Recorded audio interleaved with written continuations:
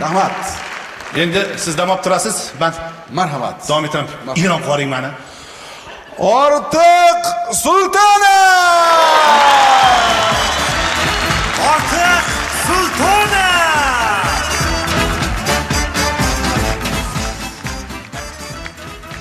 Salomat bo'linglar. Endi mana birgalikda qilingan ijodni birgalikda yozamiz. Biroz osonroq. Chunki yakka gapirishda hamma o'ziga gapiradigan gapni o'zi topish kerak. Shuning uchun men so'nggi daqiqagacha ham nimani gapirsam degan o'y kallada aylanib turadi. Hozir kelyapsam o'g'lim aytdi, "Dada, bugun nimadan boshlaysiz?" dedi. Bir latifa esimga tushib ketdi. Xullas, apandidan bir kishi so'rabdi Xo'ja Nasriddin, "Siz endi juda dono insonsiz, hamma narsadan bilasiz. Shu o'rmonning o'rtasida namoz o'qib o'tirgan bo'lsam, men namoz o'qib o'tirgan bo'lsam, oldimdan bir bahaybat yo'lbars o'tib ketsa, nima qilay? Namozni to'xtatayimmi yo o'qiyaverayimmi?" desa, Nasriddin apandi o'ylab turib, "Tahoratga qaraysiz" debdi.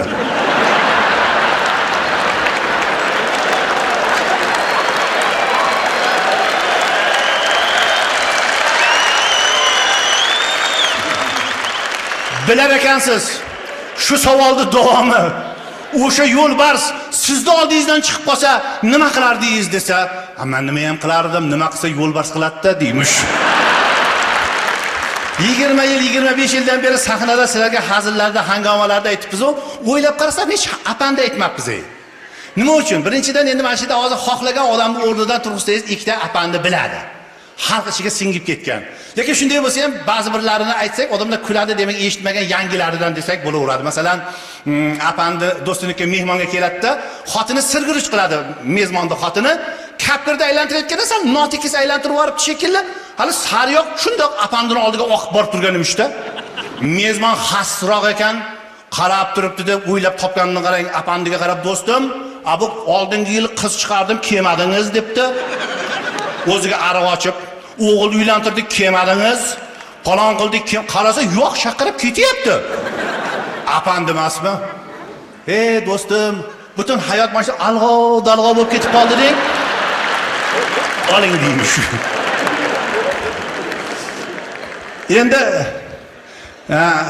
mana 14-yil, 15-yil deb boshida gapirdik.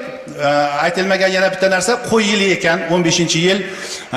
15-yilda men haliga bashoratchilarning nimasini ko'rdim. Qani nima bashorat qilinyapti?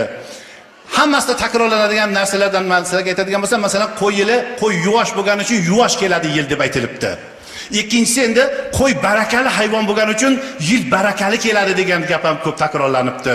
Ilohim shunday bo'lsin. Keyin juda yana ko'p takrorlangan gap haliga sog'liqqa e'tibor beringlar degan gapni ko'p takrorlabdi. Endi u bashoratchilar aytsa aytmasa sog'liqqa e'tibor berishimiz kerak o'rtoqlar, hammamiz ham. Endi qizig'ini qarang, insonning organizmini. Odamning sog'lig'i tishga bog'liq ekan. Agar tish sog'lom bo'lsa, odam sog'lom hisoblanar ekan. U qassoblar bekorga mollarni og'zini ochib tishiga qaramas ekan, nima qilib? Bilar ekan shu tish sog'lom bo'lsa, odam sog'lom hisoblanar ekan. Shuning uchun vaqtida qarash kerak. Hali bir hazil bor vaqt haqida. Masalan, 18 yoshli qizga kuyov bolani gapirsangiz, kuyov kelibdi, kuyovga beryapti sani desa, qiz nima der ekan? 18 yoshli qiz qanaqa u deb so'rar ekan, qiyofasini so'rar ekan, govdasini. 25 yoshli qizga kuyov haqida gapirsa, kim u der ekan? Topish tutishi qanday der ekan? 35 ga kirgan qizga kuyov haqida gapirsa, padariga la'nat, qani u der ekan. Bir ruschadan tarjima qilingan latifa, shu hozir aytganga esimga tushib ketdi. Shuni ham aytib berasizlarga. Xullas, ikkita qiz bitta uyda yashashar ekanda, turmushga chiqmaslikka qaror qildi aka ular. Shu mashida umrimizning oxirigacha ikkovimiz yashaymiz deb, bitta mushugi ham bor ekan. Endi shu nima? U mushuk o'lgur har bahor mavsumi kelganda miyovlab o'zini u yoqqa urar ekan, bu yoqqa urar ekan. Hamdardlik nuqtai nazaridan uni ham chiqarmas ekan ko'chaga. Bechora mushuk o'zini chiqib shkaflar ustiga tashlaverar ekan. Rizqlarga borib qo'lni tiqar ekan mushuk. Chiqarmas ekan lekin. Bir kun vaqtda qarang, endi dugonalaridan bittasi bir yigit yaxshi ko'rib yerga tegadigan bo'lib qopti. Ikkinchisi xafa bo'lgan ekan, dugonajon xafa bo'lma, men to'y safariga ketyapman, qaytib kelganda hammasini gaplashib olamiz. Men telefon qilaman deb ketibdi-da, bir hafta yo'q ketibdi. 10 kun bo'pti, 10-kuni SMS ketib, ochib o'qisa, dugonajon, taqdiring o'z qo'lingda, lekin mushukni qo'yib yubor deb yozgan ekan. 15-yilda yana bitta zo'r ish bo'ldi. Keksalarni e'zozlash yili deb e'lon qilinganligi. Bu yerda juda katta hikmat bor. Biz bularda qanchalik e'zoz qilsak, o'rtoqlar, ertaga farzandlarimizdan bizga shunchalik qaytadi. Shuning uchun bularni hurmatini joyiga qo'yishimiz kerak. Ular o'tirishini qarang, nuroniy shekillari, bir-biridan chiroyli. Bularni duolarini olib qolishimiz kerak, o'rtoqlar. Iloyim hammamiz shu yoshga yetaylik. Duogo'y bu qarish hammamizga nasib qilsin. Hali bir farg'onalik ustoz qiziqchimizning repertuarida bir hazil bor. 5-6 ta ulpatlar choyxonada o'tirgan bo'ladi-da, unda qarasa qo'shni so'rida bir otaxon o'tirgan ekan, ko'zi uchib, "Ha ota, juda chiroyli o'tiribsiz. Havosim keldi, yoshingiz nechida?" 93 ga kirdim bolam. "Ya biz ham sizdek bo'lib yuraylik, bitta duo qiling ota" debdi. Otaxon qo'lini ochib, "Ilohi amin. Qo'yinglar menga o'xshab, o'zingizga o'xshab yuraveringlar" debdi. Otaxon shunaqa qilmaganda, 93 yosh, havosimiz ketdi. "Bitta duo qiling otaxon, biz ham sizga o'xshab yuraylik." Pajalista. "Ilohi amin. Qo'yinglar menga o'xshab, o'zingizga o'xshab yuraveringlar" debdi. Shunaqa qilmaganda, bitta duo qilingmi? Duo qiyin emas. "Ilohi amin. Menga o'xshab sizlar ham 93 ga kiringlar, lekin aytib qo'y, ichida 15 yil qamag'i ham bor" deymish. Otaxonlarimizda, ayalarimizda, ulug' yoshlariga hammamiz yetaylik. Bularni e'zozlab, bularni duolarini olib yuraveraylik. Salomat bo'linglar. Keksalarimizga, qariyalarimizga bitta chiroyli qarsak bo'lsin mana shu yerda.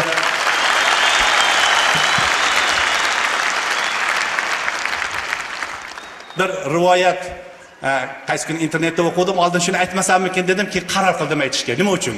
Sababi vafo, sadoqat haqida gapirganda ko'pincha ayollar timsol qilinadi. Xullas kalom voqea shundayki, bir yigit uylanadi, orada ancha vaqt o'tadi, farzandli bo'ladi, safarga chiqib ketadi. Safarga ketgan paytda onasi telefon qildi, "O'g'lim, sen safarda paytingda xotiningning yuzidan bir yara chiqdi. Shunaqangi xunuk bo'lib qoldi, ko'rib ko'ngling buziladi. Shuning uchun sen kelguncha shu xotiningga javob beraver, emas yo'q aya" debdi. "Indamang" debdi. "Men o'zim boraman" debdi. Qarang, qaytib kelayotganda boy yigitning ikkita ko'zi ojiz bo'lib qopti, ko'rmay qopti.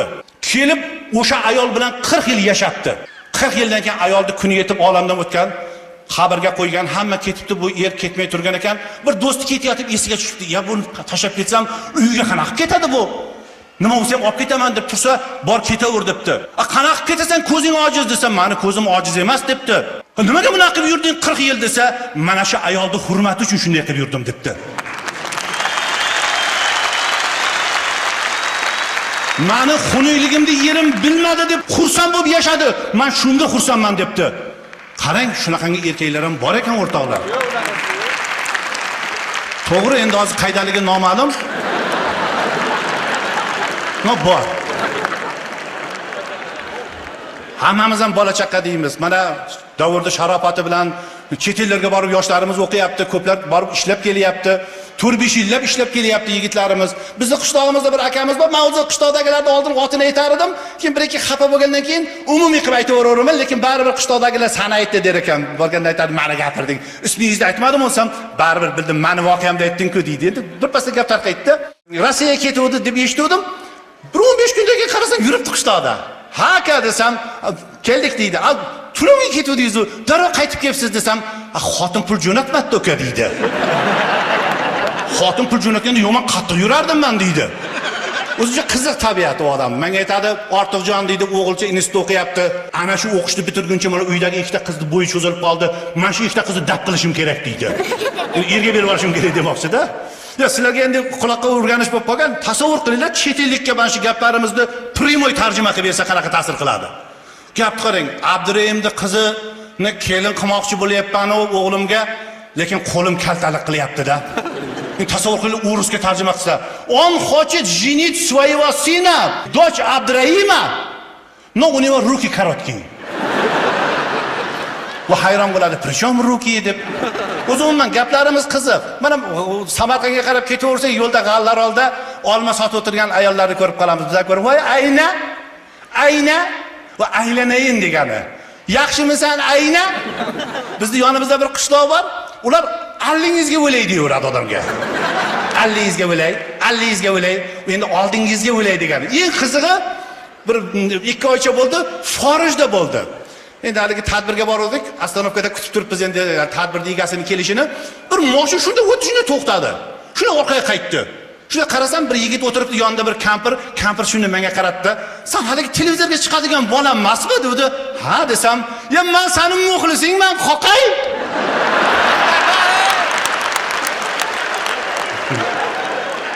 Bilmayman, jonimni qoqaydiganim endi bu. Uncha qisqartiribdi. Gapimiz qiziq. Akamiz sahar uyga kelibdi-da, sekin kirib, endi kiyimlarni yechayotgan ekan, xotin uyg'onib ketdi. Soat 3 bo'ldi, 4 bo'ldi, qayda yuribsiz? Desa, katta xolangnikida yuribman. Ishga ketyapman. Chiqib ketgan ekan.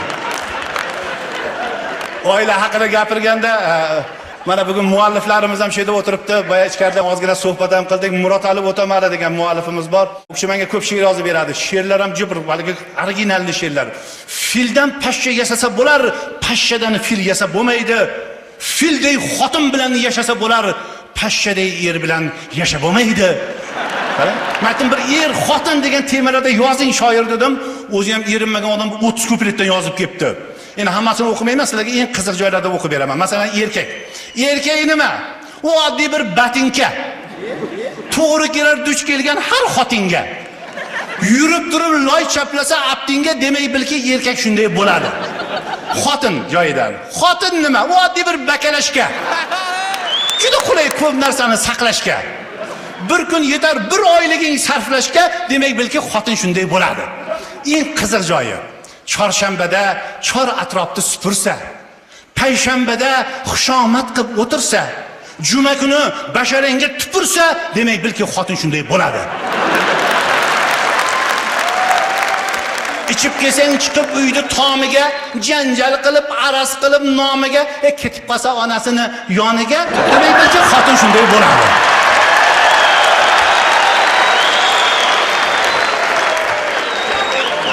Bu she'rda eshitib, yana bir muallifimiz bir she'r esimga tushdi ham aytib berasizlarga. Xullas, endi men o'zim umuman haliga qiziqchilar muammolarni ko'tarishini tarafdor emasman. Qiziqchini vazifasi kuldirish. Lekin ba'zi bir narsa shu jamiyat a'zosi bo'lganimiz uchun bizga ham ta'sir qilmay qolmaydi. Mana masalan, shim masalasi. Qizlar ko'ngillariga tegmasin. 20-asrlarda shim erkaklarning kiyimi hisoblanardi. Hozir bu erkaklarning kiyimi bo'lmay qoldi. Hozir shim o'lgurdi ham bir xil qizlar normalni kiyimayapti-da, opa. Mana yag'ini beqarab yirtadimi? Bu yag'ini beqarab buni tushirib yuboradimi? Mana yag'ini birisi yopishtirib oladimi? Shularni ko'rib bir she'r ustozlar repertuarida esimga tushdi. Xullas, shimsiz hayot bo'lmas tasavvur, shimni kiyish erkakka xosdir. Ana qizni bir qarang. Shim kiyishni o'ziga qilibdi kasb, shim ichidagi oyoqda qarang, go'yoki ichakka solingan hasib. Tizzasida yomoq, poychasida yomog'i ham, modasi ham qurib ketsin, tepaga ham soldiryapti charimdan yomoq. Hayot bunday ketaversa biz erkaklarga qiyin. 4-5 yilda biz erkaklar shimsiz qolamiz. Ama qizlar shimimizni tortib olishsa va erkaklar yubka kiyib qayga boramiz? Yubka sovuq, buni mana kiygan biladi. Tagi katta ochiq, undan huvlab sovuq kiradi.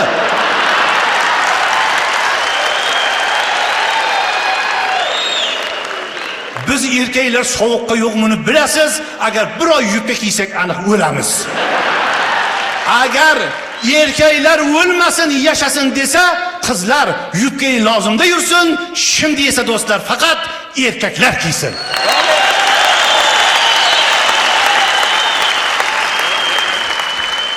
Shularni o'qiganimda eshitib, yana bitta muallifimiz u kishi ham she'rda o'tiribdilar, Abdurazzoq Obro'y. U kishi ham she'r yozib berdilar. Endi men aytdim, hammasini she'r qilmaylik, bir qo'shiqqa solaylik, musiqa qilaylik dedik. Bir hazil qo'shiq dunyoga keldi. O'zbek qizi deb nomlanadi. Qani, ketdik.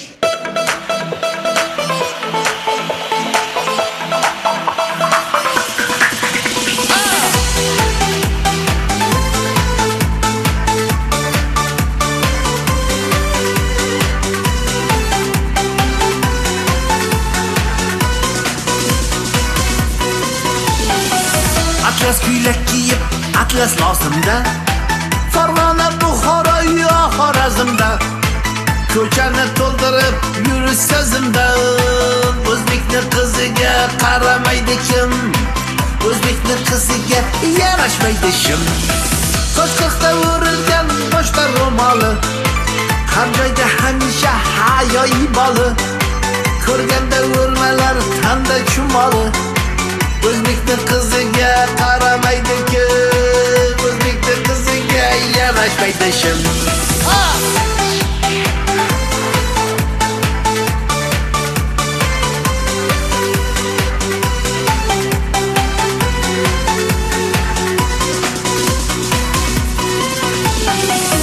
Bizning ishimiz yo'q ko'zi suzuklar. Ko'zi suzuklarni fikri buzuqlar. Barcha go'zallardan o'zi tuzukda. O'zbekning qiziga qaramaydi kim? O'zbekning qiziga yarashmaydi shim. Yo'limizni to'sib yotib olmaslar. Boshlariga og'oz sotib olmaslar. Yo'q shimimizni tortib olmaslar. O'zbekning qiziga qaramaydi kim? O'zbekning qiziga yarashmaydi shim.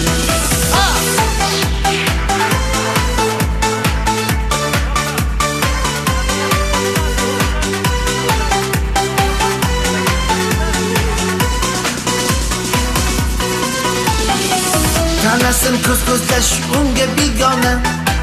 Odobdir, axloqdir unga dugona. Go'zallar ichida tanho yagona. O'zbekning qiziga qaramaydi kim? O'zbekning qiziga yarashmaydi shim. Yurishi turishi o'zimizga xos. Egnida doimo o'zbekcha libos. Momolar o'tmiga yurakdan ixlos. O'zbekning qiziga qaramaydi kim? O'zbekning qiziga yarashmaydi shim. O'zbekning qiziga qaramaydi kim? O'zbekning qiziga yarashmaydi shim. Juda iqtisodchi hozirgi qizlar, yelka yeng, bel ochiq, kindikda baldoq, gunohlarga botib bormoqda ko'zlar. Oxiratda javob beramiz qandoq? Ko'rganda uyatdan ketaman yonib, atlas kuyla qizni topkim keladi. Qo'limga ilingan lattani olib, ochiq joylarini yopkim keladi.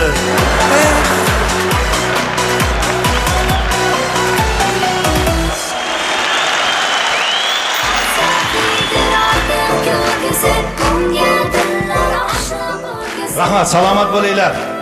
Endi menda yillar davomida to'plangan bir dunyo latifalar bor.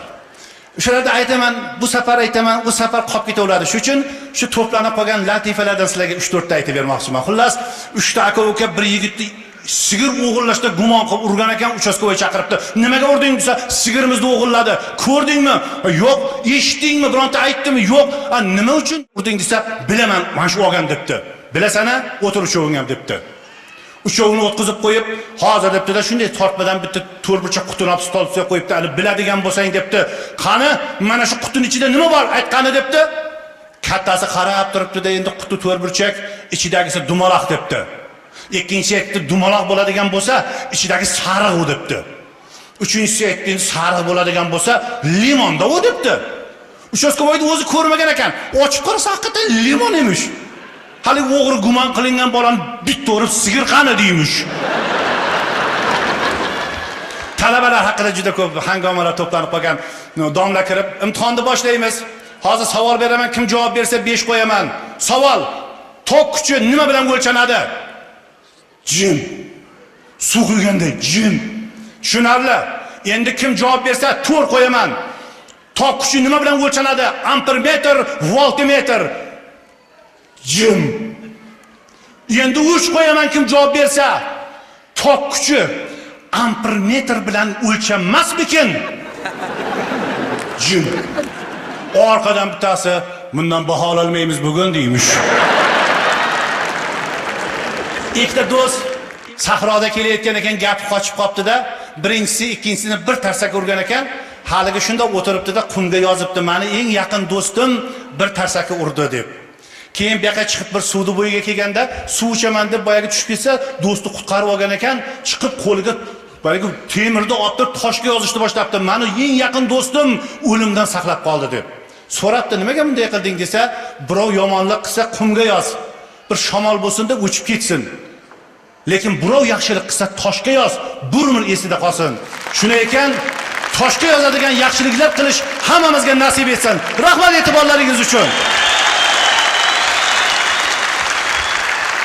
Konsertimiz davom etadi. Biz umuman konsert dasturiga mehmon taklif qilayotganda ijodiga e'tibor beramiz. Mehmonimizni hozir sahnaga sizning olqishlaringiz bilan taklif qilmoqchiman. Marhamat, G'anisher Abdullayev!